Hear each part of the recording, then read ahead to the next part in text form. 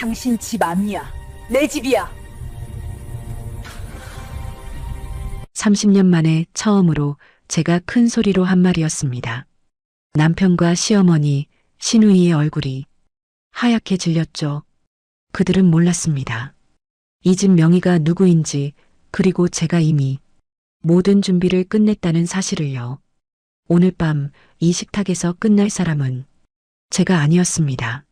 사연 시작 전 구독과 좋아요 부탁드립니다. 오늘의 사연 지금 바로 시작합니다. 안녕하세요. 저는 올해 54살이 된 김미선이라고 합니다. 며칠 전 일이었습니다. 밤 10시가 넘어 집에 도착했습니다. 현관문을 열자마자 거실에서 고함 소리가 들려왔습니다. 밥도 안 해놓고 뭐하다 이제 와? 남편의 목소리였습니다. 거실에는 남편과 시어머니 그리고 시누이가 이미 앉아 있었습니다. 셋 다 저를 보는 표정이 똑같았습니다. 당연하다는 얼굴이었습니다. 저녁을 굶었으니 화낼 자격이 있다는 그런 표정이었죠. 미안해요. 오늘 회의가 길어져서 제가 말을 끝내기도 전에 시어머니가 혀를 찼습니다. 여자가 집안일도 못하면 뭐하러 사냐? 시누이도 한마디 거들었습니다. 언니, 요즘 너무 성의 없는 거 아니야? 우리가 뭐 먹고 살라고? 저는 고개를 숙였습니다. 사과했습니다. 죄송합니다. 제가 정신이 없었어요. 지금 바로 준비할게요. 남편이 팔짱을 끼고 소파에 앉았습니다. 빨리 해. 배고파 죽겠어. 저는 가방을 내려놓고 주방으로 들어갔습니다. 냉장고 문을 열었습니다. 안에는 어제 제가 장 봐둔 재료들이 그대로 있었습니다. 아무도 손대지 않았습니다. 하루 종일 집에 있었으면서 아무도 밥을 하지 않았습니다. 저를 기다린 겁니다. 아니, 기다린 게 아니라 당연하게 여긴 거였죠. 시어머니는 71살입니다. 하지만 건강하십니다. 병원에 가시는 건 취미처럼 하시는 일이었습니다. 실제로 아픈 곳은 없으셨습니다. 의사 선생님도 그렇게 말씀하셨죠. 어르신, 정말 건강하세요. 약 드실 필요 없어요. 하지만 시어머니는 매주 병원에 가셨습니다. 그리고 집에 와서는 소파에 누워 아이고, 내 다리야 하고 신음하셨습니다. 저더러 파스 붙여달라고 하셨습니다. 물 떠다 달라고 하셨습니다. 과일 깎아달라고 하셨습니다. 시누이는 45살입니다. 결혼한 지 10년 만에 이혼했습니다. 3년 전부터 우리 집에서 살고 있습니다. 처음엔 잠깐만이라고 했습니다. 언니, 일자리 구할 때까지만 한두 달이면 나갈게. 하지만 3년이 지났습니다. 시누이는 여전히 이 집에 있었습니다. 직장을 구한 적도 없었습니다. 매일 낮까지 자고 오후엔 카페에서 친구들을 만나고 밤엔 집에 와서 배달 음식을 시켰습니다. 그 돈은 제 카드로 결제됐습니다. 남편은 58살입니다. 26에 결혼해서 32년을 함께 살았습니다. 남편은 직장을 자주 옮겼습니다. 상사가 마음에 안 든다. 회사 분위기가 안 맞는다. 내 능력을 못 알아본다. 늘 그런 이유였습니다. 지난 10년 동안 4번 직장을 바꿨습니다. 그때마다 몇 달씩 쉬었습니다. 그 기간 동안 생활비는 모두 제가 벌었습니다. 남편은 지금 작은 무역회사에 다니고 있습니다. 월급은 250만 원 정도였습니다. 하지만 그 돈은 남편 용돈으로 다 사라졌습니다. 술값, 골프 치는 돈, 차 할부금까지 포함하면 늘 모자랐습니다. 저는 앞치마를 둘렀습니다. 손을 씻고 도마를 꺼냈습니다. 거실에서는 텔레비전 소리가 크게 들려왔습니다. 시어머니와 시누이가 웃는 소리도 섞여 있었습니다. 방금 전까지 화를 내던 사람들이 벌써 예능 프로그램을 보며 웃고 있었습니다. 저는 칼로 양파를 썰기 시작했습니다. 눈물이 났습니다. 양파 때문인지 다른 이유 때문인지 저도 잘 모르겠습니다. 그저 칼질을 계속했습니다. 20분쯤 지났을까요? 남편이 주방 쪽으로 소리쳤습니다. 야, 아직도 안 돼? 조금만 기다려요. 제가 대답했습니다. 목소리가 떨렸습니다. 조금만? 벌써 몇 시인 줄 알아? 남편이 짜증스럽게 말했습니다. 저는 대답하지 않았습니다. 그냥 불 앞에 서서 국을 저었습니다. 김치찌개가 보글보글 끓었습니다. 밥을 퍼서 상을 차렸습니다. 반찬을 담았습니다. 쟁반에 올려 거실로 나갔습니다. 드세요. 식탁 위에 음식을 내려놓았습니다. 남편은 대답 대신 숟가락을 들었습니다. 시어머니는 반찬 그릇을 하나하나 살펴보며 표정을 찌푸렸습니다. 이게 뭐야? 김치도 새로 안 담갔어? 죄송해요. 이번 주말에 담그려고요. 주말? 또 주말? 맨날 주말 하더니 언제 한번 제대로 해본 적이 있어? 신우이가 김치찌개를 한 숟가락 떠먹고는 그릇을 밀어냈습니다. 자, 언니 요리 실력 진짜 왜 이래? 저는 아무 말도 하지 않았습니다. 그저 고개를 숙이고 서 있었습니다. 남편이 밥을 먹다 말고 저를 쳐다봤습니다. 너는 왜 안 먹어? 저는 회사에서 먹었어요. 그래, 혼자 먹긴 잘 먹네. 남편이 비웃듯 말했습니다. 저는 주방으로 돌아왔습니다. 싱크대에 기대어 숨을 골랐습니다. 손이 떨렸습니다. 가슴이 답답했습니다. 거울에 비친 제 얼굴을 봤습니다. 54살. 언제 이렇게 늙었을까요? 주름진 얼굴, 핏기 없는 입술, 그리고 텅 빈 눈동자. 저는 언제부터 이렇게 아무 감정 없는 사람이 되었을까요? 거실에서 남편이 트림을 했습니다. 시어머니가 애유하고 한숨을 쉬었습니다. 신우이는 여전히 휴대폰만 보고 있었습니다. 아무도 잘 먹었다는 말을 하지 않았습니다. 아무도 수고했다는 말을 하지 않았습니다. 당연한 거니까요. 제가 하는 모든 일이 당연한 거니까요. 저는 그날 밤 설거지를 하며 생각했습니다. 이게 정말 제 인생인가? 이게 정말 제가 원했던 삶인가? 30년. 이 집에서 산 시간이었습니다. 하지만 지금 이 순간 저는 이 집에서 가장 외로운 사람이었습니다. 설거지를 끝내고 방으로 들어왔습니다. 남편은 벌써 코를 골며 자고 있었습니다. 저는 조용히 옷을 갈아입고 침대 한쪽에 누웠습니다. 천장을 바라봤습니다. 형광등 자국이 희미하게 보였습니다. 저 자국은 언제부터 있었을까요? 이 집에 이사 온 지 25년. 그동안 저는 이 천장을 몇 번이나 바라봤을까요? 얼마나 많은 밤을 이렇게 잠 못 이루며 보냈을까요? 내일도 똑같겠죠. 모레도, 다음 주도, 다음 달도 아무것도 변하지 않을 겁니다. 하지만 그날 밤 저는 몰랐습니다. 모든 게 곧 달라질 거라는 사실을요. 다음 날 아침이었습니다. 6시에 일어나 아침 준비를 했습니다. 밥을 짓고 국을 끓이고 반찬을 꺼냈습니다. 남편과 시어머니, 시누이 목까지 세 사람분을 차렸습니다. 다녀오겠습니다. 인사를 했지만 아무도 대답하지 않았습니다. 시어머니는 텔레비전만 보고 계셨고 남편은 신문에 얼굴을 묻고 있었습니다. 시누이는 아직 자고 있었죠. 지하철을 탔습니다. 회사까지는 1시간이 걸렸습니다. 저는 은행 지점에서 일했습니다. 창구 업무를 담당했습니다.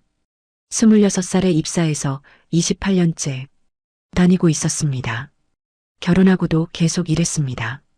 아이를 낳지 못했기 때문이었습니다. 결혼 3년 차에 알았습니다. 아이를 가질 수 없다는 사실을요. 시어머니는 그때부터 저를 다르게 대하셨습니다. 며느리가 애도 못 낳으면 뭐하러 있나? 그 말을 수없이 들었습니다. 씨도 안 받는 나무는 베어야지. 우리 아들 팔자가 왜 이래? 시집 온 지 3년이나 됐는데 배는 언제 불러올 거야?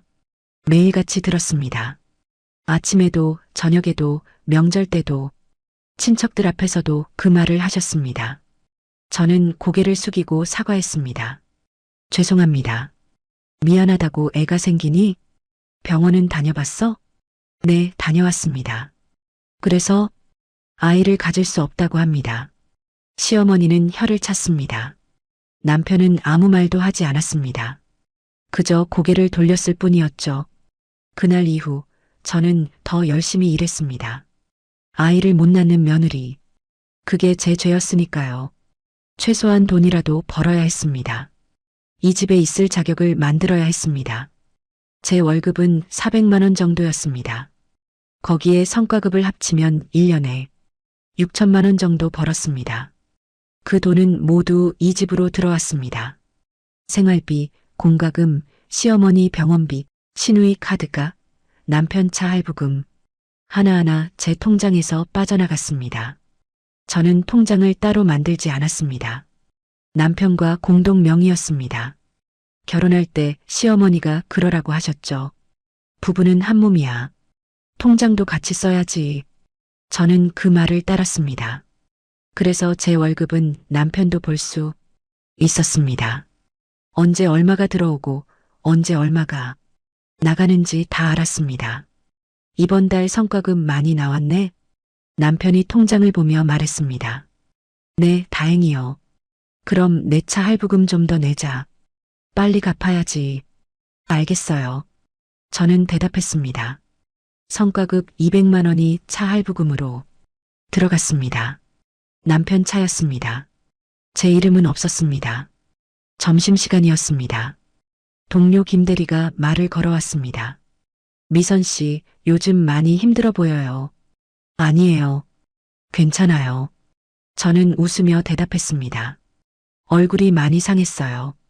좀 쉬는 게 어때요? 연차도 많이 남았잖아요. 바빠서요. 괜찮습니다. 미선 씨는 맨날 바쁘네요. 가족들은 미선 씨가 이렇게 일하는 거 알아요? 알죠. 뭐, 고마워는 하나요? 김대리의 질문에 저는 대답하지 못했습니다. 고마워하냐고요? 생각해 본 적이 없었습니다. 가족들이 저한테 고맙다고 한 적이 있었나요? 기억이 나지 않았습니다. 미선 씨, 너무 혼자 다 짊어지지 마요. 가족이면 나눠서 해야죠. 김대리는 그렇게 말하고 자리를 떠났습니다. 저는 도시락을 먹으며 생각했습니다. 나눠서 한다. 그게 가능한 일인가요? 이 집에서 저 말고 누가 돈을 벌어 오나요? 남편 월급은 남편 혼자 씁니다. 시누이는 번 적이 없습니다. 시어머니는 연금으로 용돈만 쓰십니다. 결국 생활비는 제 몫이었습니다. 처음부터 그랬습니다. 나눌 것도 없었습니다. 오후 4시쯤이었습니다. 휴대폰이 울렸습니다. 시누이였습니다. 언니, 카드 좀 써도 돼? 친구들이랑 저녁 먹기로 했거든. 지난주에도 썼잖아. 그게 벌써 일주일 전인데. 언니 왜 그래? 진짜. 이번 달에 벌써 100만 원 넘게 썼어. 그게 뭐 큰 돈이야? 언니 월급 400이잖아. 시누이는 제 월급을 정확히 알고 있었습니다. 그리고 그 돈을 자기 돈처럼 생각했습니다. 좀 아껴 써. 돈도 한계가 있어. 알았어, 알았어. 언니 요즘 왜 이래? 진짜 짜증나. 전화를 끊었습니다. 한숨이 나왔습니다. 시누이 카드값은 한 달에 100만 원이 넘었습니다. 옷, 화장품, 카페, 식사 모두 제 카드로 긁었습니다. 언니 카드 한도 높잖아라는 게 시누이의 말이었습니다. 3년 전이었습니다. 시누이가 이혼하고 집으로 왔습니다. 언니 나갈 데가 없어. 한두 달만 있을게. 저는 괜찮다고 했습니다. 가족이니까요. 하지만 한두 달이 3년이 됐습니다. 시누이는 일을 구하지 않았습니다. 내 나이에 무슨 일을 구해. 다 애들만 뽑더라. 그래도 알아봐야지. 언니는 몰라. 요즘 세상이 얼마나 각박한데. 시누이는 매일 늦게 일어났습니다. 점심을 먹고 커피숍에 갔습니다. 친구들을 만나고 쇼핑을 했습니다. 그리고 밤에 돌아와서 배달 음식을 시켰습니다. 언니, 오늘 저녁 뭐야? 된장찌개. 에이, 또? 치킨 시켜 먹자. 시누이는 제 카드로 치킨을 시켰습니다. 4만 원짜리 치킨이었습니다. 저는 된장찌개를 먹었습니다. 퇴근 후 마트에 들렀습니다. 장을 봐야 했습니다. 카트를 밀며 매대를 돌았습니다. 고기, 채소, 과일, 생필품 하나하나 담았습니다. 가격표를 보며 계산했습니다. 이건 너무 비싸니까 빼고 이건 할인 상품으로 바꾸고 조금이라도 아끼려고 했습니다. 계산대 앞에 섰습니다. 23만 원. 카드를 긁었습니다. 무거운 장바구니를 들고 집으로 돌아왔습니다. 팔이 아팠습니다. 어깨가 저렸습니다. 하지만 택시를 타지 않았습니다. 돈을 아껴야 했으니까요. 현관문을 열었습니다. 다녀왔습니다. 아무도 대답하지 않았습니다. 부엌에 장을 풀었습니다. 냉장고를 정리했습니다. 시어머니가 거실에서 소리쳤습니다. 미선아, 물 좀. 저는 컵에 물을 따라 갖다 드렸습니다. 오늘 병원 갔다 왔어. 의사가 약을 바꿔줬다고 하더라. 어디 불편하세요? 무릎이 아프다니까. 나이 들면 다 이렇게 되는 거야. 처방전을 보니 소화제와 영양제였습니다. 무릎약은 없었습니다. 하지만 저는 아무 말도 하지 않았습니다. 약값 2만 원 나왔어. 시어머니가 말했습니다. 저는 지갑을 꺼내 2만 원을 드렸습니다. 고마워. 시어머니는 돈을 받고 방으로 들어가셨습니다. 고맙다는 말, 오랜만에 들었습니다.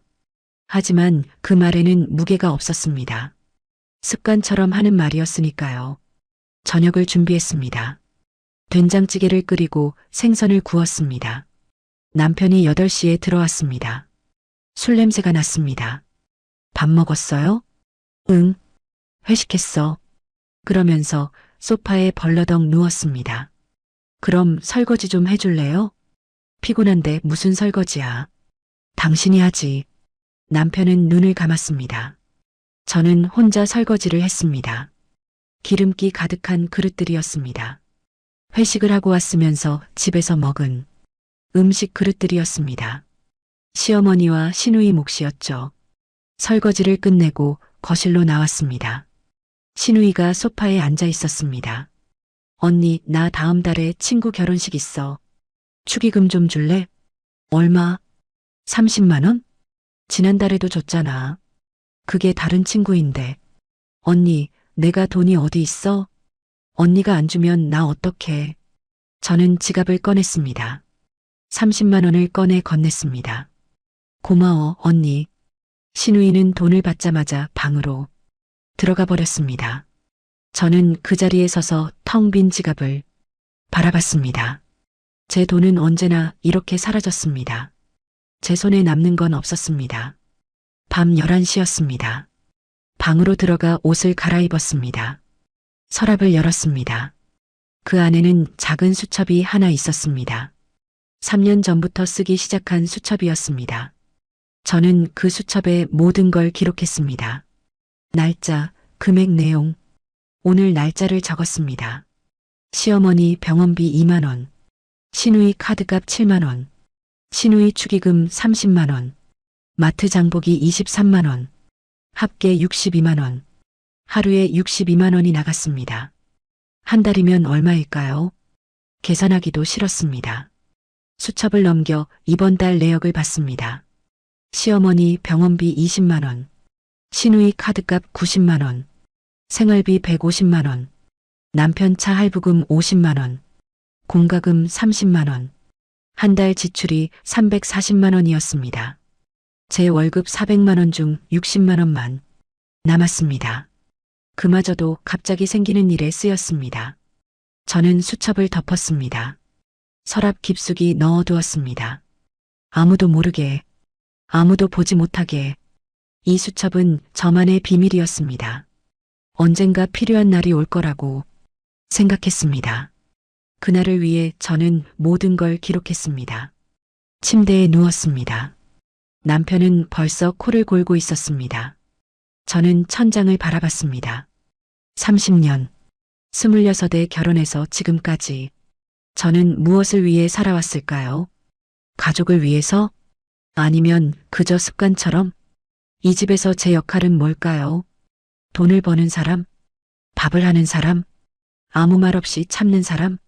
눈물이 났습니다. 소리내지 않고 조용히 울었습니다. 베개에 얼굴을 묻고 눈물을 닦았습니다.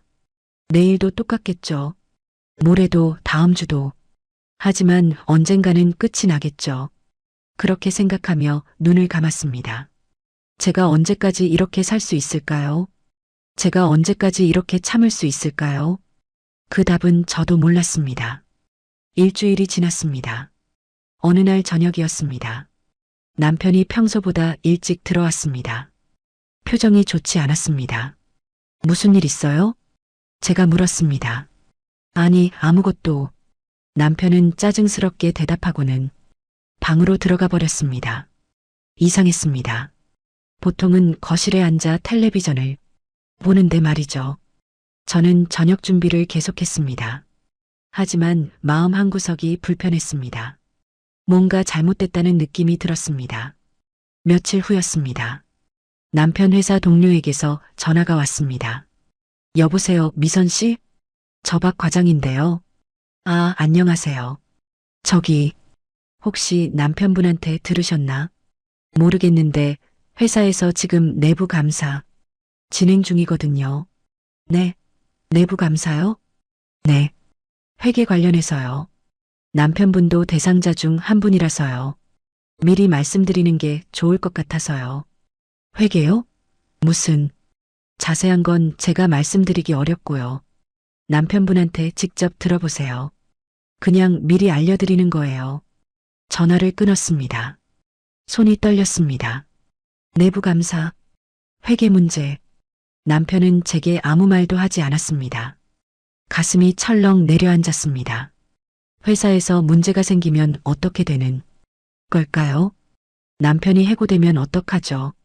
그나마 있는 월급마저 없어지면 이 집은 어떻게 되는 걸까요? 저는 숨을 깊이 쉬었습니다. 진정하려고 애썼습니다. 일단 남편한테 직접 물어봐야 했습니다.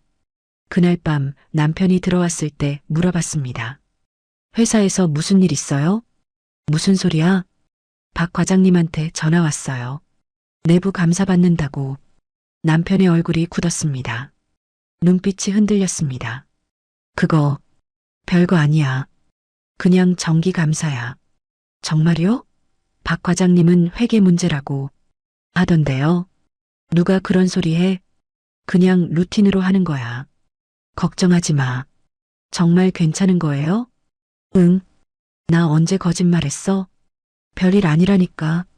하지만 남편의 눈빛은 흔들리고 있었습니다. 말투도 평소와 달랐습니다. 뭔가 숨기고 있었습니다. 저는 더 이상 묻지 않았습니다. 남편은 자리에서 일어나 방으로 들어가 버렸습니다. 저는 거실에 혼자 남았습니다. 불안했습니다.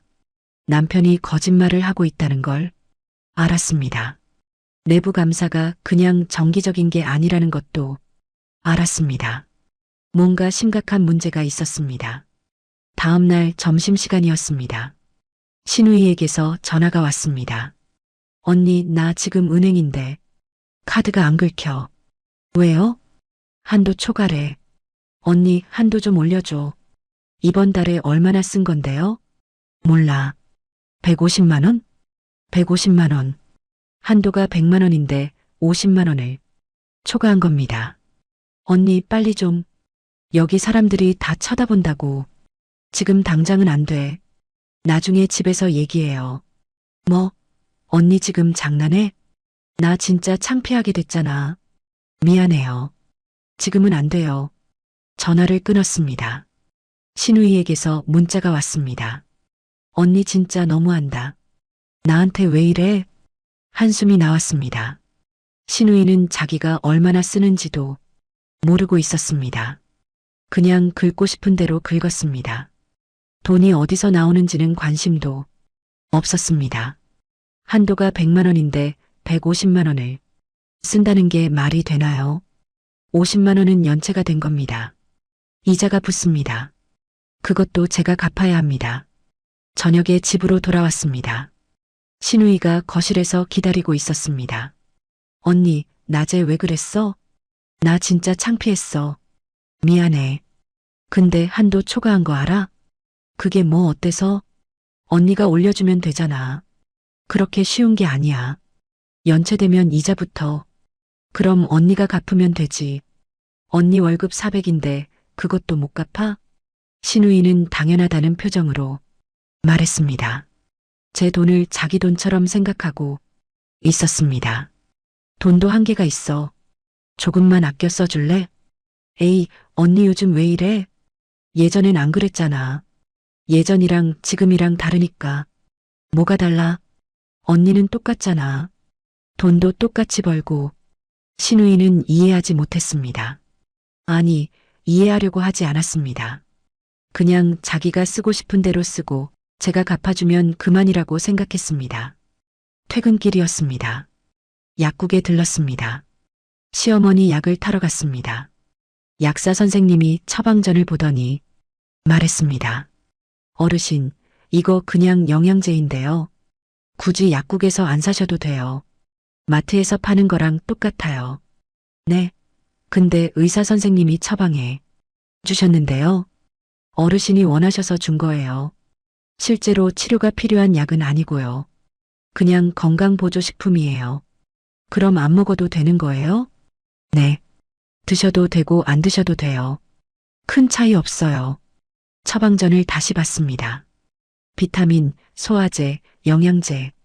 시어머니는 매주 병원에 가셔서 이런 약들만 타오셨습니다. 무릎이 아프다, 허리가 아프다, 머리가 아프다. 하지만 실제로는 건강하셨습니다. 의사 선생님도 이상 없다고 했습니다.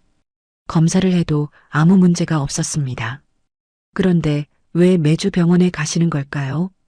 약값을 계산했습니다. 2만 원. 일주일에 한 번이니까 한 달이면 8만 원. 1년이면 96만 원. 3년이면 288만 원. 필요 없는 약에 288만 원을 쓴 겁니다. 집으로 돌아왔습니다. 시어머니께 약을 드렸습니다. 어머니, 의사 선생님이 뭐라고 하셨어요? 무릎이 많이 안 좋대. 나이가 나이인데 어쩌겠니? 검사는 하셨어요? 검사? 그냥 진찰만 받았지. 검사까지는 안 해도 된대. 왜요? 귀찮잖아. 검사하면 시간도 오래 걸리고. 시어머니는 검사를 하지 않으셨습니다. 진찰만 받고 약을 타오셨습니다. 그리고 그 약은 필요 없는 거였습니다. 저는 아무 말도 하지 않았습니다. 시어머니는 아프지 않으셨습니다. 그냥 병원 가는 게 일과였을 뿐이었죠. 거기서 다른 어르신들을 만나고 수다를 떨고 시간을 보내는 거였습니다. 그리고 그 병원비는 모두 제가 냈습니다. 저녁을 먹고 있었습니다. 남편이 갑자기 말했습니다. 나 다음 주에 골프가. 골프요? 또요? 응. 거래처 사람들이랑. 이번 달에 벌써 2번 갔잖아요. 일 때문이야. 안 가면 안 돼. 골프 한 번에 얼마예요? 30만 원 정도? 이번 달 카드값 많이 나왔는데. 그게 뭐 어때서? 내가 일 때문에 가는 건데. 당신이 뭘 알아? 남편은 짜증을 냈습니다. 저는 더 이상 말하지 않았습니다. 골프 한 번에 30만 원. 한 달에 2~3번이면 100만 원. 거기에 술값, 옷값까지 합치면 남편 혼자 한 달에 200만 원을 썼습니다. 월급은 250만 원. 남은 건 50만 원. 그마저도 차 할부금으로 나갔습니다. 결국 남는 건 하나도 없었습니다. 남편 월급으로는 남편 혼자 생활하기도 빠듯했습니다. 식사가 끝났습니다. 저는 설거지를 하러 부엌으로 갔습니다. 싱크대에 서서 생각했습니다. 이 집이 굴러가는 이유는 하나였습니다. 제 월급 400만 원. 그 돈이 없으면 이 집은 한 달도 못 갑니다. 남편은 회사에서 문제가 생겼습니다. 내부 감사. 자칫하면 해고될 수도 있는 상황.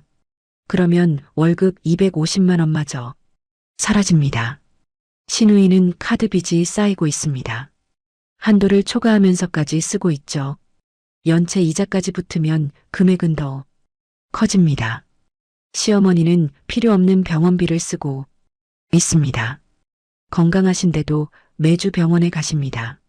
3년 동안 288만 원. 앞으로도 계속 쓰실 겁니다. 하지만 이들은 몰랐습니다. 이 집이 누구 덕분에 유지되는지, 누가 생활비를 대고, 누가 빚을 갚고, 누가 모든 걸 책임지는지 당연하게 생각했습니다. 제가 벌어오는 게 당연하고, 제가 모든 걸 감당하는 게 당연하고, 제가 아무 말 없이 참는 게 당연하다고. 저는 설거지를 끝내고 수건으로 손을 닦았습니다. 거울을 봤습니다. 54살의 얼굴, 주름지고 지쳐 보이는 얼굴. 하지만 그날 그 눈빛은 조금 달랐습니다. 뭔가 변하고 있었습니다. 제 안에서 천천히 하지만 확실하게 저는 서랍을 열었습니다. 수첩을 꺼냈습니다. 그리고 새로운 페이지를 펼쳤습니다. 거기에 적기 시작했습니다.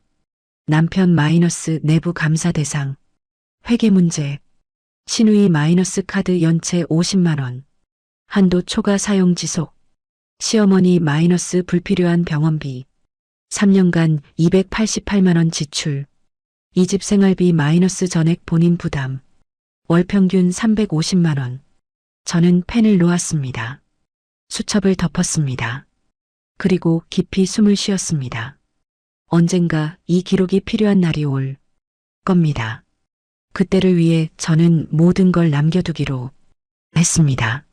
증거, 제가 이 집을 위해 얼마나 많은 걸 희생했는지, 제가 얼마나 많은 돈을 썼는지, 제가 얼마나 오래 참았는지 모든 걸 기록했습니다.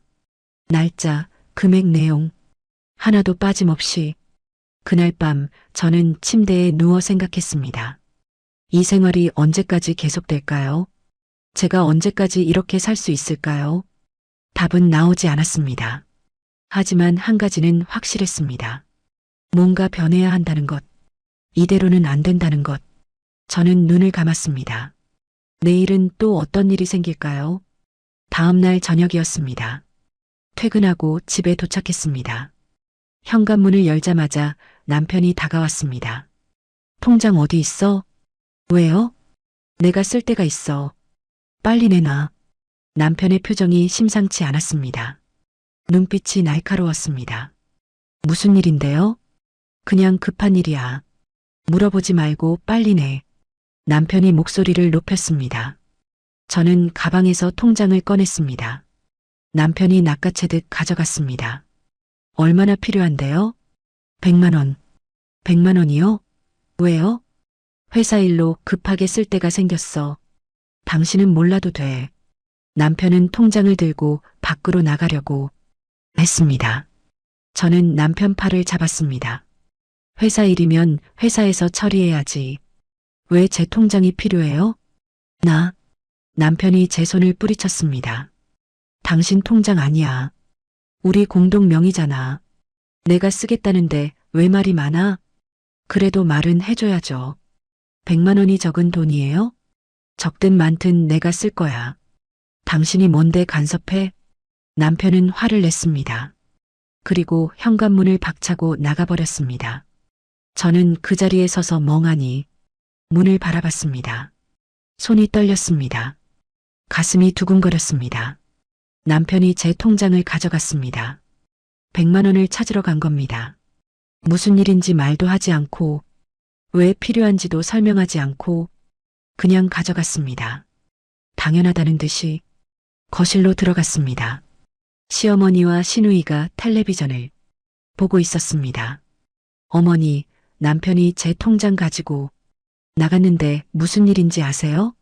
모르는데. 아들 일에 내가 왜 알아? 시어머니는 무심하게 대답했습니다. 100만 원이나 찾으러 갔는데 그게 뭐 큰 돈이야? 당신이 번 돈 당신이 쓰는 건데 뭐가 문제야? 제가 번 돈이잖아요. 부부가 따로 있어? 당신 돈이 곧 우리 아들 돈이지.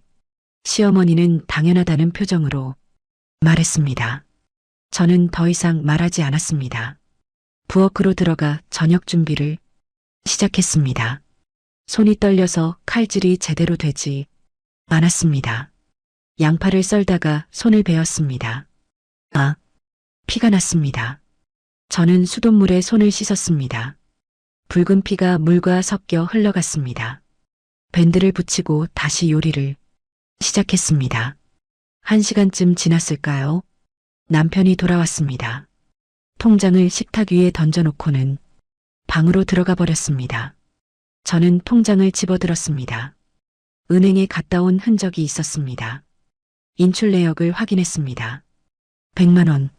정말로 100만 원을 찾아갔습니다. 왜 필요했는지는 말하지 않았습니다. 저녁 식사 시간이었습니다. 남편이 나와서 밥을 먹었습니다. 저는 조심스럽게 물어봤습니다. 그 돈 무슨 일에 쓰신 거예요? 회사 일이라고 했잖아. 어떤 일인데요? 당신이 알아서 뭐해? 그냥 급한 일이야. 남편은 짜증을 냈습니다. 더 이상 묻지 못했습니다. 식사가 끝났습니다. 남편은 자리에서 일어나며 말했습니다. 앞으로도 내가 필요하면 쓸 거니까 그렇게 알아. 하지만은 무슨, 당신 혼자 버는 줄 알아? 나도 벌잖아. 그 돈은 당신이 쓰잖아요. 뭐? 남편의 얼굴이 굳었습니다. 아니, 그게 생활비는 제가 대고 당신 월급은 당신이 쓰시잖아요. 내가 내 돈 쓰는 게 뭐가 문제야? 당신도 당신 돈 쓰잖아. 저는 생활비로 다 나가는데요. 그러니까 당신이 쓰는 거잖아. 우리 가족 먹이고 입히는 게 당신이 쓰는 거지 뭐야. 말이 안 되는 논리였습니다. 하지만 남편은 그렇게 생각하고 있었습니다. 제가 가족을 위해 쓰는 돈은 제가 쓰는 거고 남편이 혼자 쓰는 돈은 당연한 거라고. 저는 더 이상 말하지 않았습니다. 설거지를 하러 부엌으로 갔습니다. 그날 밤이었습니다. 신우이가 방문을 두드렸습니다. 언니 자? 아니, 안 잤어. 나 들어가도 돼? 응. 신우이가 들어왔습니다. 침대 끝에 앉았습니다. 언니, 나 부탁 하나만 할게. 뭔데? 나 명의로 대출 좀 받아줄래? 뭐? 저는 깜짝 놀라 일어났습니다. 대출? 응. 친구가 사업 시작하는데 투자 좀 하려고. 얼마? 1,000만 원. 1,000만 원. 적지 않은 돈이었습니다. 신우이, 그건 너무 큰 돈이야. 언니 명이면 금리도 낮게 나온대. 나는 신용이 안 좋아서 못 받거든. 그게 무슨 소리야? 왜 내 신용이 안 좋은데? 카드를 좀 많이 써서. 신우이는 눈을 피했습니다. 이미 연체도 있고. 연체가 얼마나 되는데? 100만 원? 100만 원 연체. 제가 모르는 사이에 그렇게 됐습니다. 신우이, 그거 갚아야 해. 알아. 그래서 대출 받으면 그것도 갚고 사업 투자도 하려고. 사업은 무슨 사업? 친구가 카페 차리는데 같이 하자고. 성공하면 나도 돈 벌 수 있잖아. 말이 안 됐습니다. 연체도 갚지 못하는 사람이 무슨 사업 투자를 한다는 건지. 신우이, 안 돼. 왜? 언니 명의로만 받으면 되잖아. 나중에 내가 갚을게. 너 지금도 못 갚고 있잖아. 그건 그거고 이건 이거지. 언니, 제발 좀. 신우이가 매달렸습니다. 안 돼. 1,000만 원은 너무 큰 돈이야. 언니가 안 도와주면 나 어떡해? 나 진짜 이번엔 잘할 수 있어. 미안해. 이건 안 돼. 언니 진짜 너무하다. 나 여태까지 언니한테 얼마나 잘해줬는데. 신우이는 화를 내며 방을 나가 버렸습니다. 쾅 하고 문이 닫혔습니다. 저는 침대에 앉아 한숨을 쉬었습니다. 머리가 아팠습니다. 남편은 제 통장에서 100만 원을 가져갔고 신우이는 제 명의로 1,000만 원 대출을 받으라고 했습니다. 이 집에서 저는 뭘까요? 돈 버는 기계일까요? 아무 생각 없이 돈만 내놓는 사람일까요? 그날 밤 저는 잠들지 못했습니다. 천장을 바라보며 생각했습니다. 이대로는 안 됩니다. 뭔가 바꿔야 합니다.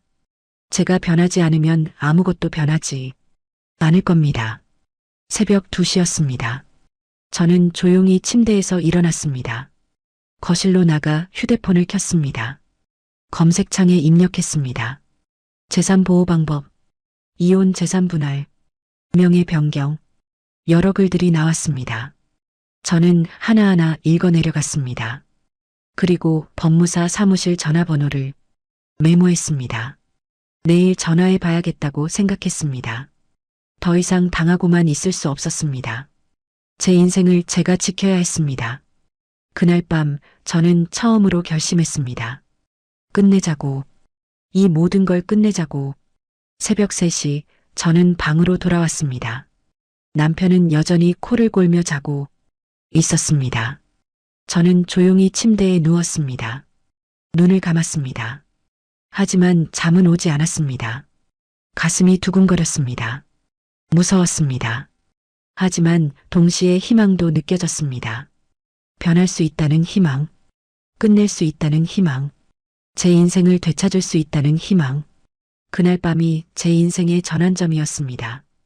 다음 날 점심시간이었습니다. 저는 회사 근처 법무사 사무실에 전화를 걸었습니다. 여보세요, 법무사 사무실입니다. 안녕하세요. 상담 좀 받고 싶은데요. 어떤 상담이신가요? 재산 관련해서요. 목소리가 떨렸습니다. 네, 내일 오후 3시 어떠세요? 네, 좋습니다. 전화를 끊었습니다. 손이 떨렸습니다. 처음으로 제 발로 움직이고 있었습니다. 처음으로 제 인생을 지키려고 하고 있었습니다. 다음 날 오후였습니다.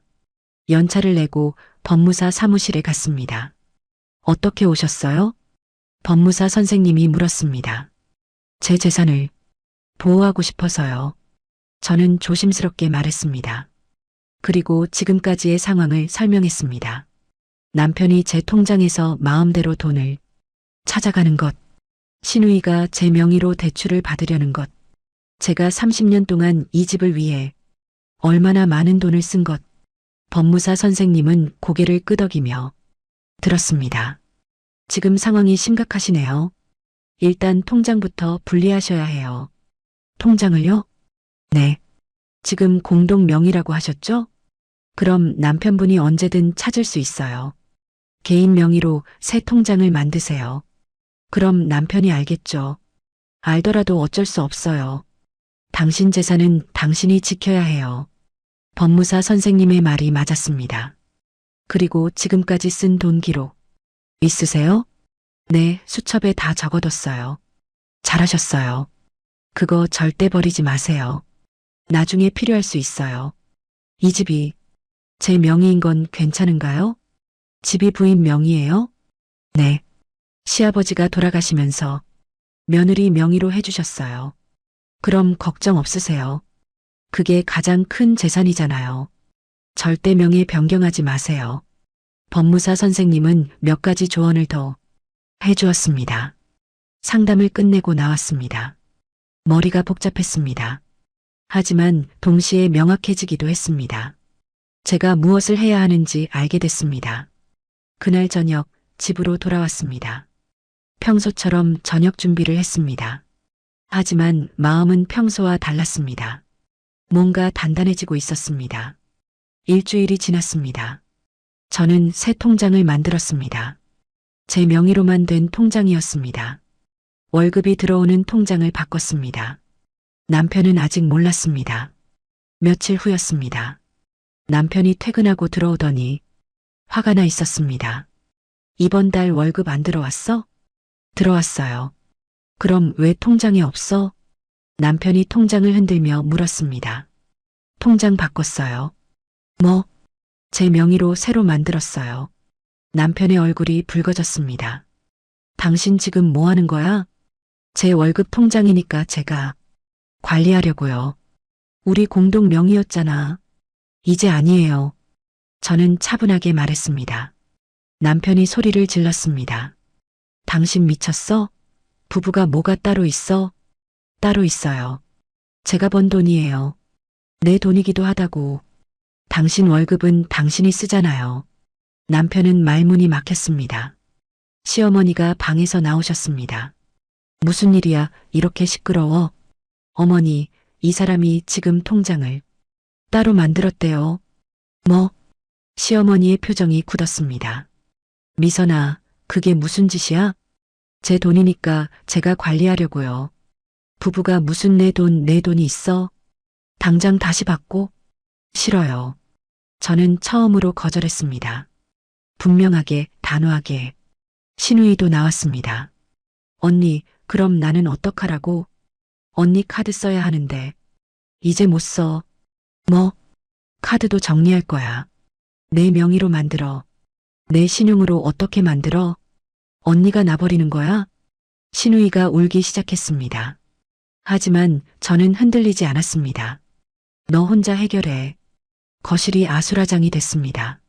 남편은 소리를 지르고 시어머니는 저를 나무랐고 신우이는 울었습니다. 하지만 저는 부엌으로 들어갔습니다. 그들의 목소리를 듣지 않았습니다. 그날 밤 남편이 방으로 들어왔습니다. 당신 정말 이럴 거야? 네. 나한테 왜 이래? 내가 당신한테 뭘 잘못했어? 잘못한 거 없어요. 그냥 이제 제 인생 살려고요. 무슨 소리야? 저도 지쳤어요. 저는 남편을 똑바로 쳐다봤습니다. 30년 동안 이 집을 위해 살았어요. 이제 제 인생 좀 살고 싶어요. 당신 인생이 이 가족이잖아. 아니에요. 제 인생은 저예요. 남편은 더 이상 말하지 못했습니다. 방을 나가버렸습니다. 저는 혼자 남았습니다. 가슴이 두근거렸습니다. 무서웠습니다. 하지만 후회하지 않았습니다. 며칠이 지났습니다. 집안 분위기는 최악이었습니다. 아무도 저한테 말을 걸지 않았습니다. 남편은 저를 쳐다보지도 않았습니다. 시어머니는 한숨만 쉬셨습니다. 신우이는 방에만 있었습니다. 하지만 저는 평소처럼 생활했습니다. 출근하고 퇴근하고 밥하고 다만 한 가지가 달라졌습니다. 제 돈은 제가 지켰습니다. 어느 날 저녁이었습니다. 저는 주방에서 특별한 준비를 했습니다. 저녁 식사가 아니었습니다. 다른 것이었습니다. 서류 봉투 3개를 꺼냈습니다. 그 안에는 지난 몇 주 동안 준비한 모든 것이 들어 있었습니다. 은행 거래 내역, 지출 기록, 그리고 가장 중요한 것, 집 등기부등본. 저는 쟁반을 꺼냈습니다. 그 위에 봉투들을 가지런히 올려놓았습니다. 뚜껑을 덮었습니다. 심호흡을 했습니다. 손이 떨렸습니다. 하지만 마음은 단단했습니다. 오늘 밤 모든 것이 끝날 것입니다. 아니, 새로 시작될 것입니다. 거실로 나갔습니다. 남편과 시어머니, 신우이가 앉아 있었습니다. 텔레비전을 보고 있었습니다. 저를 보지도 않았습니다. 저녁 준비됐어요. 제가 말했습니다. 오늘은 특별한 저녁이에요. 남편이 코웃음을 쳤습니다. 특별한 저녁? 무슨 특별한 거 있어? 곧 아실 거예요. 저는 쟁반을 들고 식탁으로 갔습니다.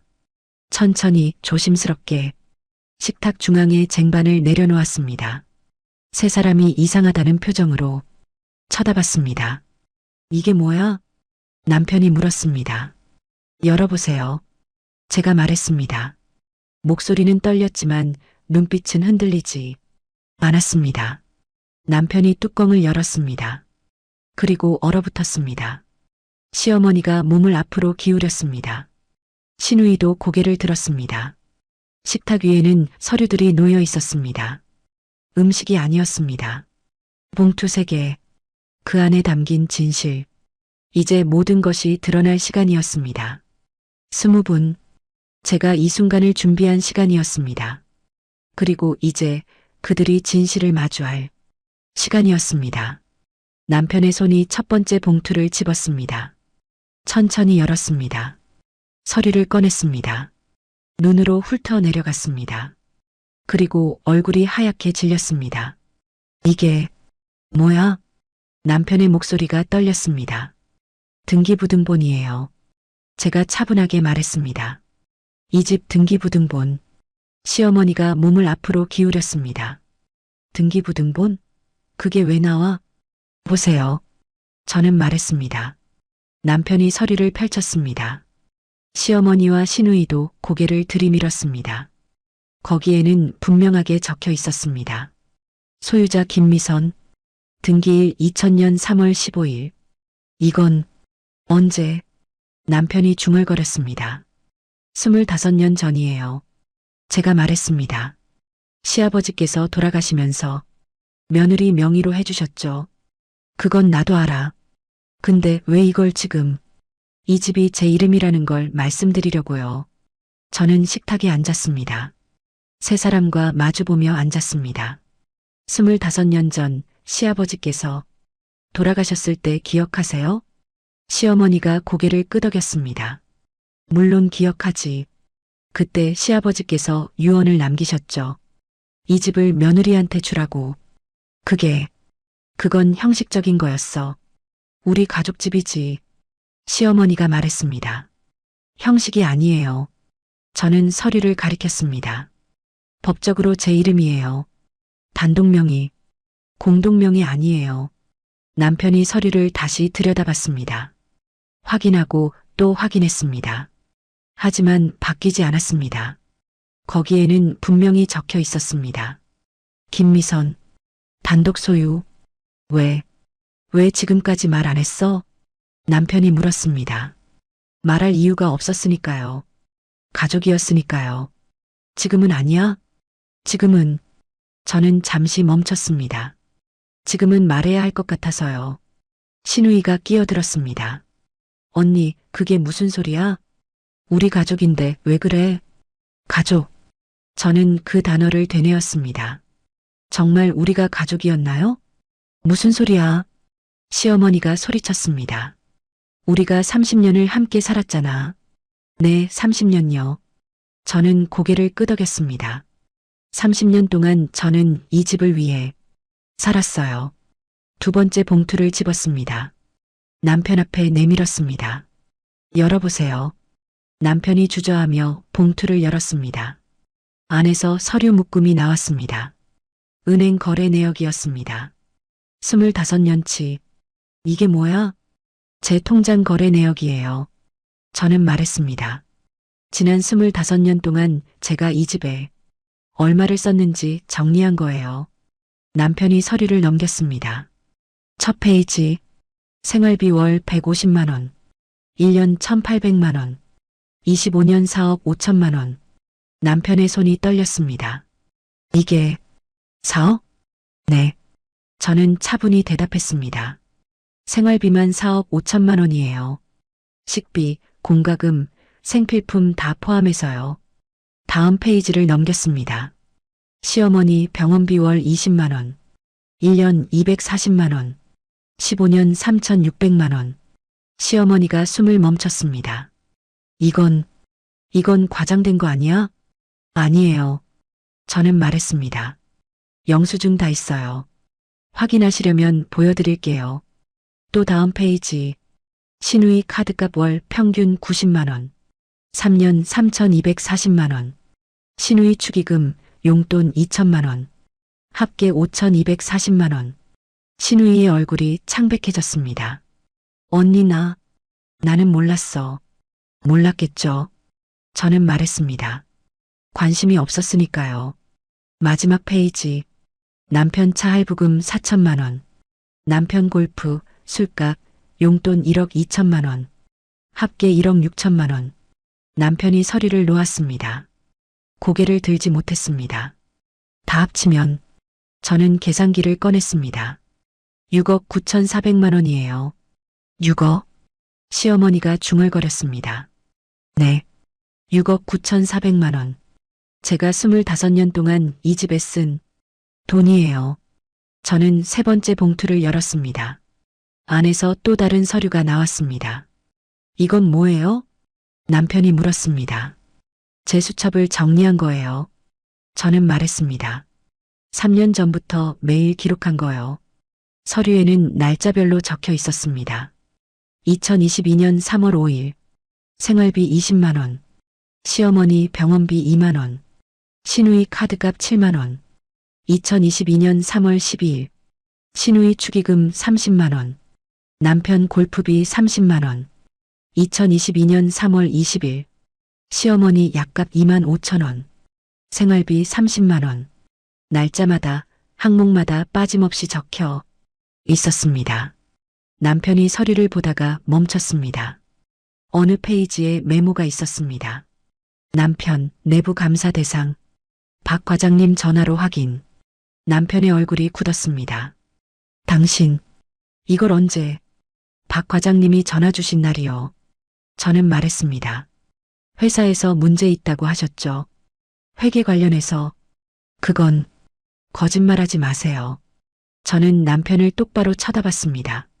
이미 다 알아요. 남편이 고개를 숙였습니다. 다음 페이지에는 신우이 관련 내용이 있었습니다. 신우이, 카드 연체 100만 원. 신용등급 하락. 대출 요청 마이너스 거절함. 신우이가 울기 시작했습니다. 언니, 미안해. 미안하다는 말은 필요 없어요. 저는 차갑게 말했습니다. 이미 끝난 일이니까요. 시어머니가 떨리는 목소리로 물었습니다. 미선아, 이게 무슨 짓이야? 우리가 가족인데. 가족. 저는 그 단어를 다시 말했습니다. 정말 가족이었나요? 저는 서류들을 가리켰습니다. 가족이라면 고맙다는 말 한 번쯤 했어야 하는 거 아닌가요? 우린 당연히 고마워했지. 아니요. 저는 단호하게 말했습니다. 한 번도 없었어요. 당연하게 생각했죠. 제가 돈 버는 것도, 제가 밥하는 것도, 제가 모든 걸 참는 것도. 저는 일어섰습니다. 세 사람을 내려다봤습니다. 이 집은 제 이름이에요. 제가 25년 동안 지켜온 집이에요. 그래도 남편이 말하려 했습니다. 그래도 뭐예요? 저는 물었습니다. 그래도 부부니까 함께 사는 거라고요? 그래도 가족이니까 참아야 한다고요? 미선아. 아니에요. 저는 고개를 저었습니다. 이제 안 그래요. 이제는 제 인생을 살 거예요. 식탁 위에 서류들. 25년의 기록. 6억 9,400만 원. 그 숫자가 모든 걸 말해주고 있었습니다. 제가 얼마나 많은 걸 희생했는지, 제가 얼마나 오래 참았는지, 제가 얼마나 외로웠는지 당신들은 몰랐겠죠. 저는 조용히 말했습니다. 제가 얼마나 힘들었는지, 제가 얼마나 지쳤는지, 제가 얼마나 무너지고 싶었는지 눈물이 났습니다. 하지만 참지 않았습니다. 흘러내리는 대로 두었습니다. 하지만 이제 알게 될 거예요. 저는 서류들을 다시 봉투에 넣었습니다. 이 집이 누구 덕분에 유지됐는지, 이 가족이 누구 덕분에 살아왔는지, 세 사람은 아무 말도 하지 못했습니다. 그저 고개를 숙이고 앉아 있을 뿐이었습니다. 저는 봉투를 들고 방으로 들어갔습니다. 문을 닫았습니다. 거실에서는 아무 소리도 들리지 않았습니다. 저는 침대에 앉았습니다. 봉투를 안고 조용히 울었습니다. 슬퍼서가 아니었습니다. 후련해서였습니다. 드디어 말했습니다. 드디어 보여줬습니다. 진실을. 그날 밤은 조용했습니다. 아무도 말하지 않았습니다. 아무도 움직이지 않았습니다. 저는 방에서 나오지 않았습니다. 남편도 거실에 그대로 있었습니다. 다음 날 아침이었습니다. 저는 평소처럼 6시에 일어났습니다. 하지만 아침 준비는 하지 않았습니다. 옷을 갈아입고 출근 준비를 했습니다. 거실로 나갔습니다. 세 사람이 소파에 앉아 있었습니다. 밤새 잠을 못 잔 것 같았습니다. 다녀오겠습니다. 저는 인사하고 현관으로 향했습니다. 미선아. 시어머니가 불렀습니다. 네. 아침은? 오늘부터 각자 하세요. 저는 문을 열고 나갔습니다.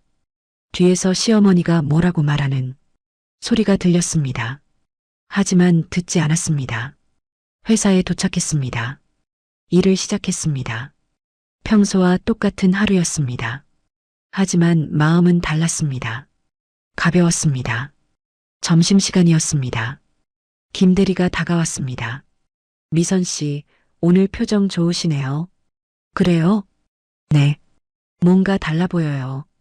저는 웃었습니다. 좋은 일이 있어서요.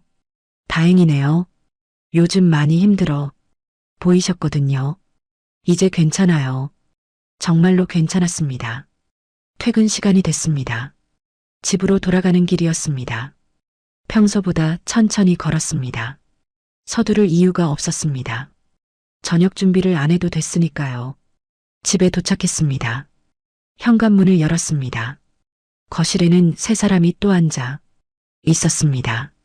식탁 위에는 아무것도 없었습니다. 왔어? 남편이 조심스럽게 말했습니다. 네. 저녁은 어떡하지? 각자 하시라고 했잖아요. 우리가 어떻게 해? 시어머니가 물었습니다. 배달시키시든지 직접 하시든지. 저는 방으로 들어갔습니다. 옷을 갈아입고 나왔습니다. 부엌으로 갔습니다. 냉장고를 열고 제 것만 꺼냈습니다. 간단하게 샌드위치를 만들었습니다. 거실에서 세 사람이 저를 쳐다봤습니다. 저는 신경 쓰지 않았습니다. 제 샌드위치를 만들어 방으로 들어갔습니다. 문을 닫았습니다. 혼자 조용히 먹었습니다. 맛있었습니다. 오랜만에 제 것만 챙기니 이렇게 편한 줄 몰랐습니다. 며칠이 지났습니다. 집안 분위기는 점점 더 무거워졌습니다. 남편은 매일 늦게 들어왔습니다. 술 냄새를 풍기며 비틀거렸습니다. 시어머니는 병원에 가지 않으셨습니다. 돈이 없었으니까요. 시누이는 하루 종일 방에만 있었습니다. 나갈 돈이 없었으니까요. 토요일 아침이었습니다. 남편이 거실에서 저를 기다리고 있었습니다. 미선아, 우리 얘기 좀 하자. 할 얘기 있어요? 있지. 당연히 있지. 저는 소파에 앉았습니다. 남편 맞은편에. 뭔데요? 이렇게 계속 살 수는 없잖아. 왜요? 왜긴 왜야. 우리 부부인데. 부부요. 저는 그 단어를 되뇌었습니다. 정말 우리가 부부였나요? 무슨 소리야? 당신은 저를 부인으로 생각한 적 있어요? 남편이 말문이 막혔습니다. 돈 벌어오는 사람으로만 본 거 아니에요? 그건 대답해 보세요. 저는 남편을 똑바로 쳐다봤습니다. 남편이 고개를 숙였습니다. 미안해. 미안하다고요? 응. 내가 잘못했어. 뭘 잘못했는데요? 당신한테 너무 당연하게 생각했어. 남편의 목소리가 떨렸습니다. 당신이 벌어오는 것도 당신이 집안일 하는 것도 이제 알았어요? 응. 이제야 알았어. 남편이 고개를 들었습니다. 눈이 빨갛게 충혈돼 있었습니다. 미선아, 다시 시작하자. 내가 달라질게. 어떻게요? 내가 골프도 끊고 술도 줄이고 그게 문제가 아니에요. 저는 고개를 저었습니다. 문제는 당신이 저를 존중하지 않았다는 거예요. 앞으로는 존중할게. 말만 그러시겠죠? 아니야. 정말이야. 남편이 간절하게 말했습니다. 하지만 저는 믿지 않았습니다. 30년 동안 들어온 말이었습니다. 다음에는 잘할게. 앞으로는 달라질게. 하지만 달라진 적이 없었습니다. 당신 회사 일은 어떻게 됐어요? 제가 물었습니다. 남편의 얼굴이 굳었습니다. 그게 내부 감사요. 결과 나왔죠? 어떻게 알아? 박 과장님이 또 전화하셨어요. 사실이었습니다. 이틀 전에 박 과장님이 전화를 주셨습니다. 미선 씨 남편분 좀 어려울 것 같아요. 얼마나요? 해고까지는 아니지만 강등은 확실해요. 그리고 월급도 깎일 거예요. 얼마나요? 한 30%? 30%? 250만 원에서 30%면 75만 원. 남은 건 175만 원. 그것도 남편 용돈으로 다 쓸 겁니다. 강등됐죠? 제가 물었습니다. 남편이 고개를 끄덕였습니다. 월급도 깎였고요? 응. 얼마나요? 175만 원. 예상한 대로였습니다. 그걸로 뭐 할 수 있어요? 내가 아껴 쓸게. 아껴 써봤자 당신 혼자 쓰기도 빠듯해요. 그럼 어떡하라고? 남편이 다급하게 물었습니다. 각자 사는 거죠. 뭐? 당신은 당신대로, 저는 저대로. 그게 무슨 소리야? 이혼이요. 그 단어를 말하는 순간 공기가 얼어붙었습니다. 남편이 벌떡 일어났습니다. 당신 지금 제정신이야? 네. 아주 제정신이에요. 30년을 산 부부가 무슨 이혼을 해? 30년을 잘못 살았으니까요. 저는 차분하게 말했습니다. 시어머니가 방에서 나오셨습니다. 무슨 소리야? 이혼? 네, 어머니. 미쳤구나. 정말 미쳤어. 시어머니가 소리쳤습니다. 이 나이에 무슨 이혼이야? 나이는 상관없어요. 당신이 어디 가서 살 건데? 이 집은 우리 집이야. 아니에요. 저는 단호하게 말했습니다. 이 집은 제 집이에요. 등기부등본 보셨잖아요. 그건 형식적으로, 법적으로 제 거예요. 시어머니가 말을 잇지 못했습니다. 신우이도 방에서 나왔습니다. 언니, 진짜 이혼하려고? 응. 그럼 나는 어떡하라고? 내가 알아서 해. 언니 없으면 나 살 수 없어. 신우이가 울기 시작했습니다. 하지만 저는 흔들리지 않았습니다. 내가 해결해야지. 넌 이제 45이야. 언제까지 남한테 기댈 거야? 언니가 날 버리는 거야? 아니, 난 그냥 내 인생을 사는 거야. 저는 일어섰습니다. 이제 각자 사세요. 저도 제 인생 살게요. 안 돼. 남편이 소리쳤습니다.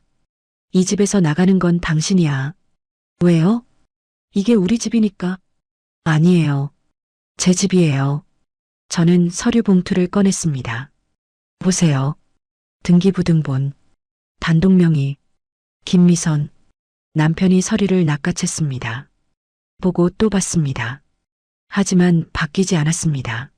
이건 말도 안 돼. 법적으로 인정된 서류예요. 아버지가 왜 당신 이름으로 며느리가 고생한다고 하시면서 제 이름으로 해주셨어요. 저는 말했습니다. 시아버지만 저를 생각해 주셨어요. 남편이 주저앉았습니다. 시어머니도 소파에 털썩 앉으셨습니다. 신우이는 계속 울고 있었습니다. 저는 그들을 내려다봤습니다. 나 없으면요, 이 집 한 달도 못 가요. 제가 조용히 말했습니다. 생활비 누가 내요? 공과금 누가 내요? 당신들 먹을 거 누가 사요? 아무도 대답하지 못했습니다. 당신들이 저보다 더 급해요. 제가 없으면 당신들은 하루도 못 살아요. 진실이었습니다. 쓰디 쓴 진실이었습니다. 침묵이 흘렀습니다. 길고 무거운 침묵이었습니다. 남편이 바닥을 보며 앉아 있었습니다. 시어머니는 소파에 기대어 눈을 감고 계셨습니다. 신우이는 울음을 그쳤지만 눈물 자국이 선명했습니다. 저는 부엌으로 가서 물을 한 잔 마셨습니다. 손이 떨리지 않았습니다. 목소리도 흔들리지 않았습니다. 이상하게 평온했습니다. 거실로 돌아왔습니다. 식탁에 앉았습니다. 얘기 계속할까요? 제가 말했습니다. 남편이 고개를 들었습니다. 뭘 더 얘기해? 앞으로요. 앞으로? 네. 어떻게 할 건지. 남편이 쓴웃음을 지었습니다. 당신이 다 정한 거 아니야? 우리한테 선택권이 있어? 있죠. 저는 말했습니다. 이 집에 계속 살 건지 나갈 건지. 이게 우리 집인데 왜 우리가 나가? 제 집이니까요. 당신. 남편이 화를 내려다 멈췄습니다. 소용없다는 걸 알았기 때문이었습니다. 계속 살고 싶으면 조건이 있어요. 제가 말했습니다. 조건? 네.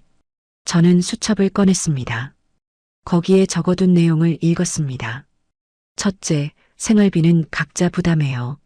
제 돈은 제가 씁니다. 그럼 우리는? 당신 월급으로 하세요. 175만 원으로 어떻게 살아? 그건 제가 알 바 아니에요. 차갑게 말했습니다. 둘째, 집안일도 각자 해요. 제 것만 제가 합니다. 그럼 밥은? 시어머니가 물었습니다. 각자 하세요. 내가 어떻게 해? 나 나이가 몇인데? 배달시키시든지 직접 하시든지. 미선아. 셋째, 방은 각자 씁니다. 저는 제 방만 씁니다. 남편을 쳐다봤습니다. 당신은 다른 방 쓰세요. 부부가 방을 따로 써? 이제 부부 아니니까요. 아직 이혼 안 했잖아. 곧 할 거예요. 저는 단호하게 말했습니다. 넷째, 이 집 관리비 공과금은 반반 부담해요. 반반? 네. 저도 내고 당신들도 내요. 우리 돈이 어디 있어? 신우이가 물었습니다. 그럼 나가세요. 언니, 농담 아니에요. 못 내면 나가라고요. 신우이가 다시 울기 시작했습니다. 하지만 저는 신경 쓰지 않았습니다. 마지막 다섯째. 저는 남편을 똑바로 쳐다봤습니다. 제 통장, 제 카드, 제 돈에 절대 손대지 마세요. 손 떼면 바로 경찰 불러요. 경찰? 남편이 놀란 표정을 지었습니다. 네. 절도죄로 신고할 거예요. 당신 미쳤어? 아니요. 아주 정신 똑바로 박혔어요. 저는 수첩을 덮었습니다. 이 5가지 조건 지킬 수 있으면 같이 살아요. 못 지키면 나가세요. 당신이 나가든지. 남편이 소리쳤습니다. 이게 무슨 말도 안 되는 소리야? 우리가 왜 당신 눈치를 봐야 해? 이 집이 제 거니까요. 집이 당신 거면 뭐해? 우리가 가족인데. 가족. 저는 그 단어를 또 되뇌었습니다. 가족이면 뭐 하세요? 30년 동안 저한테 뭐 해줬어요? 우리가. 남편이 말을 잇지 못했습니다. 실제로 해준 게 없었으니까요. 고맙다는 말 한번 제대로 들어본 적 있어요? 아무도 대답하지 못했습니다. 수고했다는 말, 힘들었다는 말, 한 번이라도 들어봤나요? 침묵만 흘렀습니다. 당연하게 생각했죠. 제가 돈 벌어오는 것도, 제가 밥하는 것도, 제가 모든 걸 참는 것도. 저는 일어섰습니다. 이제 당연한 건 없어요. 제 인생은 제가 삽니다. 남편이 벌떡 일어났습니다. 좋아. 그럼 이혼하자. 당장 이혼해. 좋아요. 저는 흔들림 없이 대답했습니다. 이혼 서류 준비할게요. 재산 분할 각오해. 얼마나 받을 수 있을까요? 저는 차분히 물었습니다.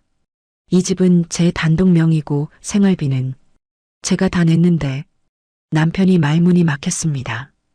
오히려 제가 당신한테 받을 게 많은데요. 뭘? 위자료요. 위자료? 네. 정신적 고통에 대한 보상. 저는 서류 봉투를 가리켰습니다. 30년 동안의 기록 다 있어요. 제가 얼마나 고생했는지. 남편의 얼굴이 하얗게 질렸습니다. 그리고 당신 회사 문제도 있죠. 횡령은 아니어도 회계부정. 법적으로 문제될 수 있어요. 그건 아직 확정된 게 아니야. 박 과장님이 다 말씀해 주셨어요. 남편이 주저앉았습니다. 완전히 무너진 표정이었습니다. 시어머니가 떨리는 목소리로 말했습니다. 미선아, 정말 이럴 거야? 우리가 30년을 함께 살았는데. 그래서 더 끝내야 해요. 저는 말했습니다. 30년을 잘못 살았으니까요. 우리가 뭘 잘못했는데? 저를 사람으로 안 봤어요. 저는 시어머니를 똑바로 쳐다봤습니다. 저는 어머니한테 며느리가 아니라 일하는 기계였어요. 그게 무슨 아이 못 낳는다고 구박하고 돈 벌어오라고 몰아세우고 당연하게 생각했잖아요. 시어머니가 고개를 돌렸습니다. 신우이를 봤습니다. 너도 마찬가지야. 언니, 나는 내 언니가 아니라 은행이었어. 필요할 때만 찾아오는. 신우이가 울었습니다. 하지만 저는 멈추지 않았습니다. 그리고 당신, 남편을 봤습니다. 당신은 저를 아내로 본 적 없어요. 그냥 편한 사람이었죠. 돈 벌어다 주고 밥 해주고 아무 말 없이 참아주는. 남편이 눈을 감았습니다. 하지만 이제 안 그래요. 저는 선언했습니다. 이제 저는 제 인생을 삽니다. 그때였습니다. 초인종이 울렸습니다. 저는 현관으로 갔습니다. 인터폰을 확인했습니다. 관리사무소 직원이었습니다. 문을 열었습니다. 안녕하세요. 무슨 일이세요? 집주인이신가요? 네. 명의가 김미선 씨로 돼 있는데 맞으시죠? 네, 맞습니다. 혹시 이 집 다른 분들은 세입자인가요? 관리사무소 직원이 물었습니다. 저는 거실을 돌아봤습니다. 세 사람이 놀란 표정으로 저를 쳐다보고 있었습니다. 네, 저는 대답했습니다. 세입자입니다. 아, 그럼 관리비를 나눠서 내셔야 하는데요. 알겠습니다. 앞으로 그렇게 할게요. 네, 감사합니다. 관리사무소 직원이 돌아갔습니다. 문을 닫았습니다. 거실로 돌아왔습니다. 세 사람이 저를 보고 있었습니다. 세입자? 남편이 떨리는 목소리로 물었습니다. 우리가 세입자야? 법적으로는 그래요. 저는 말했습니다. 이 집이 제 거니까 당신들은 세입자죠. 당신, 일주일 드릴게요. 저는 차갑게 말했습니다. 일주일 안에 결정하세요. 제 조건 받아들이고 살 건지 아니면 나갈 건지. 미선아, 시어머니가 소리쳤습니다. 하지만 저는 돌아보지 않았습니다. 방으로 들어갔습니다. 문을 닫고 잠갔습니다. 침대에 앉았습니다. 가슴이 두근거렸습니다. 떨렸습니다. 하지만 후회하지 않았습니다. 드디어 제대로 싸웠습니다. 드디어 제 권리를 찾았습니다. 창문을 열었습니다.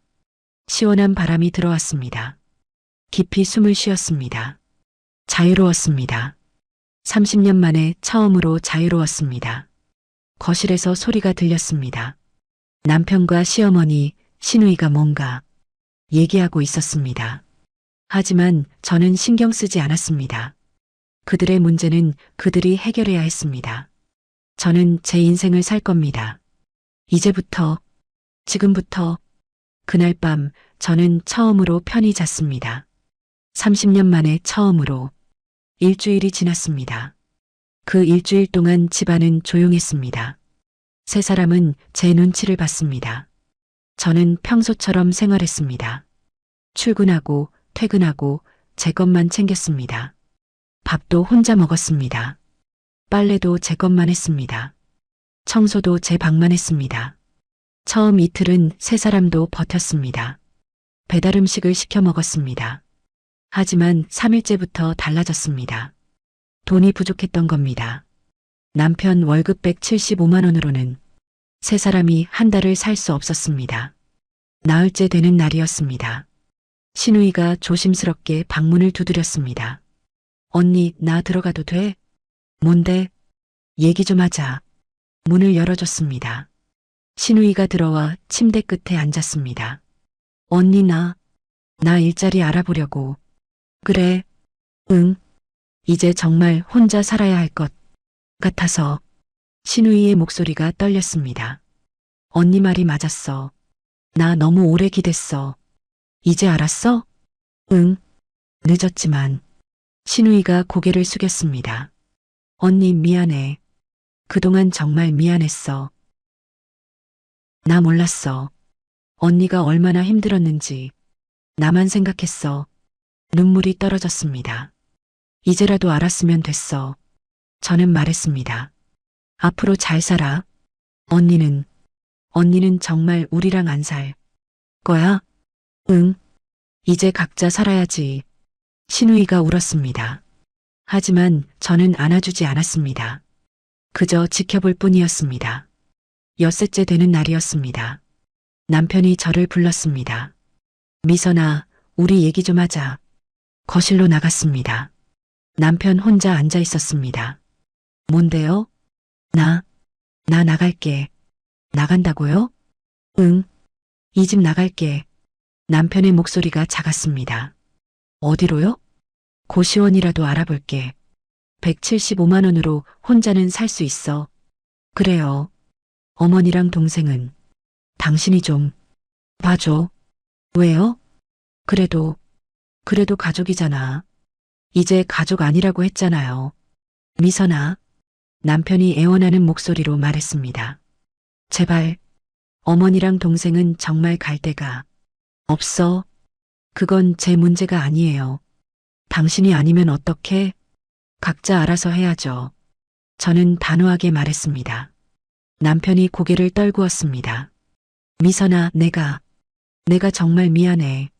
이제 와서 미안하다고 해서 뭐가 달라지나요? 알아. 아무것도 안 변하는 거 알아. 그래도 말하고 싶었어. 남편이 눈물을 흘렸습니다. 30년 동안 당신한테 못되게 굴었어. 당연하게 생각했어. 당신 고생 몰랐어. 이제 아셨으면 됐어요. 용서는 못 받겠지? 그럴 생각 없어요. 저는 냉정하게 말했습니다. 용서하면 또 똑같아질 거예요. 당신들은 안 변해요. 남편이 더 이상 말하지 못했습니다. 일주일째 되는 날이었습니다. 일요일 아침이었습니다. 세 사람이 거실에 모여 있었습니다. 저도 나갔습니다. 결정했어요? 제가 물었습니다. 남편이 고개를 끄덕였습니다. 나갈게. 언제요? 오늘이요? 응. 고시원 계약했어. 시어머니가 떨리는 목소리로 말했습니다. 나도 나갈게. 어디로요? 동생네 집에 가려고. 동생이 괜찮다고 했어. 시어머니의 눈이 빨갛게 충혈돼 있었습니다. 미선아, 나도 미안했어. 당신한테 못되게 굴었어. 며느리로만 생각하고 사람으로는 안 봤어. 시어머니가 울었습니다. 이제 알았어. 늦었지만 저는 아무 말도 하지 않았습니다. 신우이도 말했습니다. 나도 나갈게, 언니. 친구네 집에 얹혀 살기로 했어. 그래. 일자리도 알아볼게. 이제 정말 혼자 살아볼게. 세 사람이 짐을 쌌습니다. 많지 않았습니다. 가방 하나, 캐리어 하나씩이었습니다. 30년을 함께 살았는데 가져갈 건 그것뿐이었습니다. 오후 2시였습니다. 세 사람이 현관에 섰습니다. 남편이 마지막으로 집을 둘러봤습니다. 그동안 고마웠어. 잘 살아, 미선아. 당신도요. 남편이 문을 열고 나갔습니다. 시어머니가 저를 보셨습니다. 미선아, 건강해라. 어머니도요. 내가 못난 시어머니였구나. 이제 알았으면 됐어요. 시어머니가 고개를 숙이고 나가셨습니다. 신우이가 마지막이었습니다. 언니, 나 정말 미안해. 알았어. 언니 사랑해. 너도 잘 살아. 신우이가 울면서 나갔습니다. 문이 닫혔습니다. 저는 혼자 남았습니다. 조용했습니다. 너무 조용했습니다. 창문을 열었습니다. 밖에서 세 사람이 걸어가는 게 보였습니다. 비가 내리고 있었습니다. 우산도 없이 걸어가고 있었습니다. 등이 축 처져 있었습니다. 초라해 보였습니다. 저는 창문을 닫았습니다. 거실을 둘러봤습니다. 텅 비어 있었습니다. 하지만 답답하지 않았습니다. 오히려 후련했습니다. 소파에 앉았습니다. 깊이 숨을 쉬었습니다. 자유로웠습니다. 그날 밤 혼자 저녁을 먹었습니다. 간단하게 파스타를 만들었습니다. 와인도 한 잔 따랐습니다. 창문 밖을 보며 천천히 먹었습니다. 맛있었습니다. 오랜만에 제대로 된 식사였습니다. 설거지를 하고 거실을 정리했습니다. 세 사람이 쓰던 물건들을 치웠습니다. 방도 정리했습니다. 깨끗해졌습니다. 제 집이 됐습니다. 밤 11시였습니다. 침대에 누웠습니다. 천장을 바라봤습니다. 이제 혼자였습니다. 무서울 줄 알았습니다. 외로울 줄 알았습니다. 하지만 아니었습니다. 평화로웠습니다. 편안했습니다. 눈을 감았습니다. 깊이 잠들었습니다. 악몽도 없었습니다. 그 후 몇 달이 지났습니다. 남편에게서 가끔 문자가 왔습니다. 미선아, 잘 지내? 돈 좀 빌려줄 수 있어? 한 번만 도와줘. 저는 답장하지 않았습니다. 읽지도 않았습니다. 차단했습니다. 신우이에게서도 연락이 왔습니다. 언니, 나 요즘 너무 힘들어. 언니가 그립다. 다시 만날 수 있을까? 이것도 답장하지 않았습니다. 역시 차단했습니다. 시어머니에게서도 문자가 왔습니다. 미선아, 나 아프다. 병원비 좀 보내줘. 제발 한 번만 도와줘. 역시 차단했습니다. 하루에 3통씩 오던 문자들이 사라졌습니다. 조용해졌습니다. 평화로워졌습니다. 저는 새로운 삶을 시작했습니다. 제 인생을 살기 시작했습니다. 처음으로 6개월이 지났습니다. 저는 더 작은 아파트로 이사했습니다. 방 2개짜리 작은 집이었습니다. 하지만 제게는 충분했습니다. 혼자 살기에 딱 좋았습니다. 큰 집은 전세를 놓았습니다. 전세금은 제 노후 자금으로 모았습니다. 회사 생활도 달라졌습니다. 더 이상 연차를 아끼지 않았습니다. 쉬고 싶을 때 쉬었습니다. 여행도 다녀왔습니다. 제주도에 일주일 머물렀습니다. 혼자였지만 외롭지 않았습니다. 바다를 보며 책을 읽었습니다. 맛있는 음식을 먹었습니다. 아무 생각 없이 걸었습니다. 행복했습니다. 진짜 행복이었습니다. 동료들도 알아봤습니다. 미선 씨, 요즘 완전 달라 보여요. 김 대리가 말했습니다. 그래요? 네. 표정이 밝아졌어요. 좋은 일 있으세요? 제 인생을 찾았어요. 저는 웃으며 대답했습니다. 김 대리도 웃었습니다. 그게 뭔지 알 것 같아요. 회사에서 승진 제안도 들어왔습니다. 대리에서 과장으로 월급도 50만 원 올랐습니다. 400만 원에서 450만 원으로 저는 그 돈을 제 통장에 모았습니다. 아무도 손대지 못했습니다. 제 돈이었습니다. 제가 번 돈이었습니다. 주말에는 취미 생활을 시작했습니다. 서예를 배웠습니다. 붓으로 글씨를 쓰는 게 재밌었습니다. 집중하다 보면 시간 가는 줄 몰랐습니다. 요가도 다녔습니다. 몸이 가벼워졌습니다. 마음도 가벼워졌습니다. 거울을 보면 제 얼굴이 달라져 있었습니다. 주름은 그대로였습니다. 나이는 숨길 수 없었습니다. 하지만 눈빛이 달랐습니다. 살아있었습니다. 빛나고 있었습니다. 1년이 지났습니다. 어느 토요일 오후였습니다. 마트에 장을 보러 갔습니다. 카트를 밀며 과일 코너를 지나가고 있었습니다. 그때였습니다. 익숙한 뒷모습이 보였습니다. 시어머니였습니다. 허리가 더 굽어 계셨습니다. 옷도 낡아 보였습니다. 카트에는 세일 상품만 담겨 있었습니다. 저는 멈춰 섰습니다.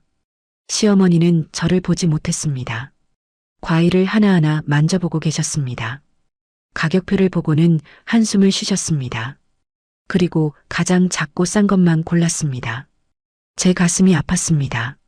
하지만 다가가지 않았습니다. 그냥 지켜봤습니다. 시어머니가 계산대로 향했습니다. 저는 뒤따라갔습니다. 멀찌감치 떨어져서 시어머니가 계산을 하고 계셨습니다. 3만 원. 카드를 꺼내셨습니다. 체크카드였습니다. 예전에는 신용카드만 쓰셨는데 계산을 마치고 무거운 장바구니를 드셨습니다. 힘들어 보였습니다. 마트 밖으로 나가셨습니다. 저는 계산을 빨리 끝냈습니다. 그리고 밖으로 나갔습니다. 시어머니가 버스 정류장에 서 계셨습니다. 장바구니를 바닥에 내려놓고 허리를 펴셨습니다. 힘들어 보였습니다. 저는 제 카트를 밀고 다가갔습니다. 시어머니 옆에 섰습니다. 시어머니가 저를 봤습니다. 눈이 마주쳤습니다. 미선아. 시어머니의 목소리가 떨렸습니다. 안녕하세요. 저는 담담하게 인사했습니다. 잘 지내니? 네. 건강하고? 네. 어머니는요? 나도 잘 지내. 시어머니의 눈이 빨개졌습니다. 미선아, 나 괜찮아요. 저는 제 카트에서 라면 박스를 꺼냈습니다. 20개들이었습니다. 시어머니의 장바구니에 조용히 넣었습니다. 이건 드세요. 미선아. 시어머니가 울기 시작했습니다. 고마워. 정말 고마워. 저는 아무 말도 하지 않았습니다. 그냥 고개만 끄덕였습니다. 버스가 왔습니다. 시어머니가 장바구니를 들었습니다. 버스에 올랐습니다. 창문으로 저를 보셨습니다. 손을 흔드셨습니다. 저는 손을 흔들지 않았습니다. 그냥 서 있었습니다. 버스가 떠났습니다. 저는 그 자리에 서서 버스가 사라지는 걸 지켜봤습니다. 가슴이 복잡했습니다. 하지만 후회하지 않았습니다. 라면을 준 것도, 말없이 돌아선 것도, 집으로 돌아왔습니다. 장을 정리했습니다. 저녁을 준비했습니다. 간단하게 샐러드와 연어구이를 만들었습니다. 식탁에 앉아 천천히 먹었습니다. 창문 밖을 보며 생각했습니다. 용서는 아니었습니다. 라면을 준 것이 용서는 아니었습니다. 그냥 끝내는 거였습니다. 미움도 복수도 용서도 아닌 그냥 놓아주는 거였습니다. 제 인생에서, 제 마음에서 식사를 마치고 설거지를 했습니다. 거실 소파에 앉았습니다. 조용했습니다. 하지만 외롭지 않았습니다. 오히려 평화로웠습니다. 휴대폰을 꺼냈습니다. 차단했던 연락처들을 봤습니다. 남편, 시어머니, 시누이. 삭제하지 않고 그대로 뒀습니다. 차단도 풀지 않았습니다. 그냥 그대로 뒀습니다. 필요 없었습니다. 미워할 필요도 용서할 필요도 그저 제 인생을 사는 것, 그것으로 충분했습니다. 창밖을 봤습니다. 해가 지고 있었습니다. 노을이 아름다웠습니다. 저는 그 노을을 보며 생각했습니다. 복수는 소리내서 하는 게 아니었습니다. 누군가를 망가뜨리는 것도 아니었습니다. 복수는 그저 제가 잘 사는 것, 제가 행복한 것, 제가 더 이상 그들을 필요로 하지 않는다는 것, 그게 제가 선택한 마지막 답이었습니다. 밤이 됐습니다. 별이 보였습니다. 저는 창가에 서서 별을 봤습니다. 오랜만에 별을 본 것 같았습니다. 30년 동안 별 볼 시간이 없었습니다. 바빴으니까요. 지쳤으니까요. 하지만 이제는 달랐습니다. 저는 별을 볼 수 있었습니다. 여유가 있었습니다. 시간이 있었습니다. 그리고 무엇보다 제 인생이 있었습니다. 침대에 누웠습니다. 편안했습니다. 눈을 감았습니다. 잠이 왔습니다. 꿈을 꿨습니다. 좋은 꿈이었습니다. 제가 바다를 걷고 있었습니다. 혼자였지만 외롭지 않았습니다. 자유로웠습니다. 행복했습니다. 그것이 제 새로운 시작이었습니다. 그것이 제가 선택한 인생이었습니다. 그것이 제가 찾은 진짜 제 모습이었습니다. 55살. 늦지 않았습니다. 이제부터 시작이었습니다. 제 인생의 진짜 시작이었습니다. 끝까지 시청해 주셔서 감사합니다. 좋아요 버튼으로 마음을 표현해 주세요. 그리고 구독과 알림 설정까지 해주시면 앞으로도 더 감동적이고 재미있는 이야기로 찾아뵙겠습니다. 감사합니다.